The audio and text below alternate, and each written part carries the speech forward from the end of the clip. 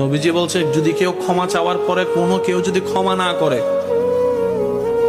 সেজন্য আমি নবীর সুপারিশ আশা না করে। খুব মারাত্মক কথা কিন্তু। সেজন্য নবীজি বলছেন, হে আমার উম্মত, যা জামিলা হয়েছে, যার সাথে হয়েছে, তুমি ক্ষমা করে দাও, তুমি ক্ষমা করে দাও।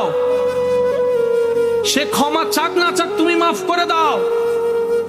তুমি যদি মাফ করলে তোমার ইজ্জতের কমতি হয়, আমি মুস্তাফা থেকে হাসরের ময়দানে তোমার ইজ্জত বুঝে নিও। বিশ্বাস করেন, প্রতিশোধের যতটুকু শান্তি, তার চাইতে বড় শান্তি হচ্ছে মাফ করে দেওয়া। আমাকেও বলার দরকার নাই, কাউকে শোনানোর দরকার নাই।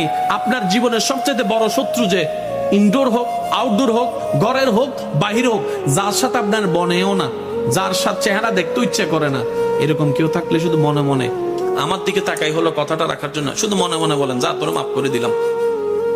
দেখবেন আপনার মনে এটা কেমন যেন একটা শান্তি লাগা শুরু করবে। বিশ্বাস করেন ভাই, রাগ, হিংসা, অহংকার এগুলো শয়তানের জিনিস। এগুলা নিয়ে কেউ শান্তিতে থাকতে পারে।